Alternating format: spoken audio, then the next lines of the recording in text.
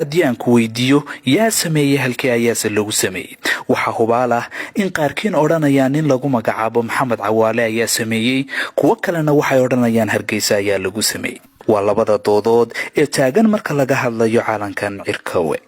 calankan ay ku midoobeen labadii Soomaaliyeed ee waqooyi iyo koonfurta midnimadii halaaga badan keentay ta kaliya ee aan la isku khilaafsanayn ayaa ah in meeshii ugu horeysay ee laga taagay ay ahayd magaalada caasimadda ee Hargeysa 26 Juun 1960 goobta uu iminka ka dhisan yahay masaajidka Ibraahim Dheere laakiin su'aasha aan qofnaba ka jawaabi karin ayaa waxay tahay muxuu calankani u taagan yahay sida aynu ognahay wadan kasta oo dunida ka tirsan calankiisu waxa uu leeyahay ujeeddo iyo waxa uu taagan yahay marka laga yimaado calankan Soomaaliya oo lagu soo koobo cirka ayuu u eg yahay xidigtuna waxay u taagan tahay shantii Soomaaliya su'aasha kale ee halka ka dhalanaysaana waxay tahay 90% calamada adduunku waxa ay leeyihiin xidigo lamida xidigta calanka buluuga ku taal dhammaantood ma shanta Soomaaliyeed ay u taagan yihiin jawaabtu waa maya haddii aan tusaale u soo qaadano calanka Somaliland waxa uu ka kooban yahay 3 midab iyo xidig wuxuuna leeyahay ujeeddo cadaan oo la isla yaqaan sida casaanka oo taagan halgankii la soo maray cadaanka oo ka dhigan nabadii la keenay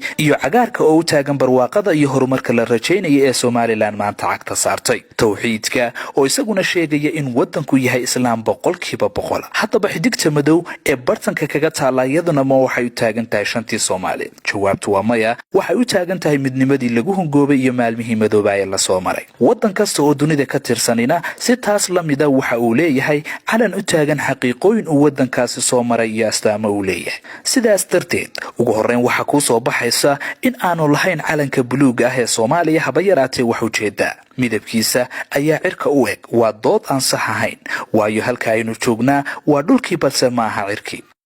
haddaba waa maxay xaqiiqadu waa halka aan u socdo ee calanka buluuga ah ugu horeyn waa mid la soo minguuriyay oo dad kale ay lahaayeen ilaa haddana ay leeyihiin jamhuuriyad lagu magacaabi jiray West Florida kuna taalay qaaradda Ameerika ayaa iska lahayd calankan haddaba waa tuma Republic of West Florida galbeedka Florida waa dhulweyne taariikh dheer leh waxay fidsan tahay marinka loo yaqaan Florida Louisiana ilaa webiga Mississippi ee qaaradda Ameerika waxa kala dhaxlay dawladaha Faransiiska Ingiriiska iyo Spain intii u dhaxaysay 1682 ilaa iyo horaantii 1804 waqtigaas oo dadkii reer Florida ay bilaabeen kacdoonada isku xoreynayaan iyagoo waqti kooban gudihiisa kaga saaray Isbaanishkii haystay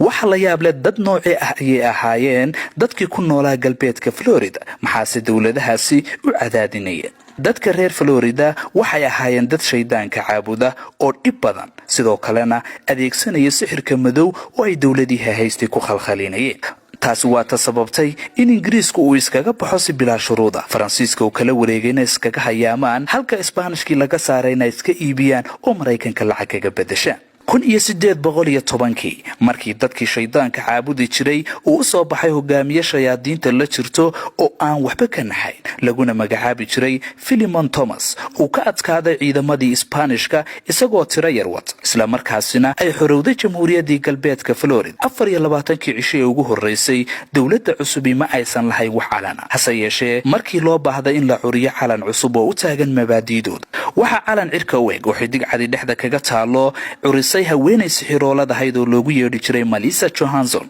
calankan ayaa u dhignaa midabka cirka oo u taagnaa sixirka Kabbalah iyo xidigta oo yana u taagnayd madiidada cad iyo shanta qaybood ee adduunka oo ay ku hamiyeen in shayaadiinta ay caabudaan u talin doonaan ilaa haddana ay ku rajo yihiin markii ay ka awood roonaadeen Isbaanishka waxay dawladii Spain ka iibisay Mareykanka oo madaxweynihii afraad ee dalweynaha Mareykanka James Madison uu Spain u sheegay in Mareykanka uu ku awood roonaan doono muddo kadibna sixiroolayaashii galbeedka Florida waxa ka adkaaday kuwii Mareykanka jamhuuriyaddii West Floridana waxay ka mid noqotay Mareykanka laakiinse ma aha galbeedka Florida gobolka weyn ee Mareykanka ku yaala ee la yiraahdo Florida su'aasha kale isweydiinta mudane waxa ay tahay dadkii shaydaanka caabudi jiray ee galbeedka Florida ee calankan samaystay miyay dhamaadeen xaggee ayay saadeen wali waxa jira dad u dhaqdhaqaaqaya in dadka shayaadiinta caabuda ay helaan dal u gaara mar labaadna ay soo laabato jamhuuriyaddii cimriga gaabnayd ee West Florida dadka aaminsan amuurtaasi ayaa wali gudaha Mareykanka ku dhaxaysta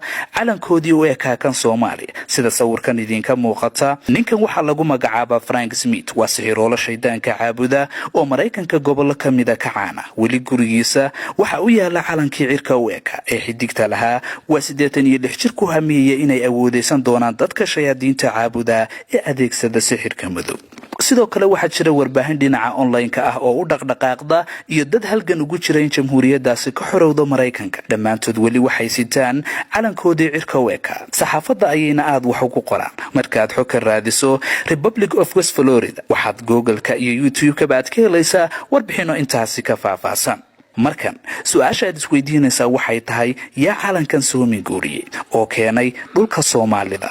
mise waa isku dhaceen oo labada calanba way isku ekaadeen. qarnigaas ay jirtay Florida waxa ay ku beegan tahay markii dhulka Soomaalida gumaystuhu soo degay. laba mid ay noqon kartaa maadaama calankani u taagnaa dadka shayaadiinta caabuda waxa keenay dhulkan qaar ka mid ah madaxdii gumaystayaasha oo fikradaasi qabay amaba dad Soomaali ah oo xilligaas Ameerika u safray oo soo arkay calankan ayaa soo minguuriyay. laakiin lama oran karo labada calan waa isku ekaadeen oo nasiibka ayaa isku beegay. waayo marka calan la abuurayo waxa jira astaamo iyo waxa uu taagan yahay. ilaa haddana calankaasi ma jirto wax cad oo uu taagan yahay. marka aad eegto kuma suntana calankani labadii Soomaaliyeed ee ku midoobay, kuma suntana Ingiriiskii iyo Talyaanigii gumaystay. wax halgan ah iyo wax astaana oo Soomaali leedahayna kama muuqdo. haddaba daawadow aan adiga ku weydiiyey muxuu taagan yahay calankani.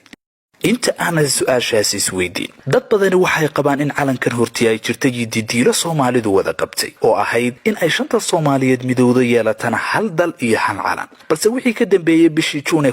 1960kii rajadaasi cidka ayay ku laabantay. waqtigii calankaas la taagayna waxa bilaabmay khilaaf gaadhay dulmi ku soo gabagaboobay dagaal. waxaana meesha ka baxday Soomaali isku timaaday iska daayay labadii Soomaaliyeed ee midoobay oo dib ugu kala go'ay dagaal iyo colaad dhiig badani ku daatay. Soomaalidii waqooyi markii ay samaysatay calan kale waa ay degtay. dibna waxa ugu ekaaday maalintii ay calankaas buluuga ah iska dejisay. saddexdii Soomaaliyeed ee kalena maba ay qaadan oo waa ay ka bad qabaan balaayo. halka Soomaalidii koonfureed ee ilaa hadda sidatana maalin walba dhiil ka soo yeedhayso. sidaa darteed miyaynan oran karin dibtuba waa calankaas.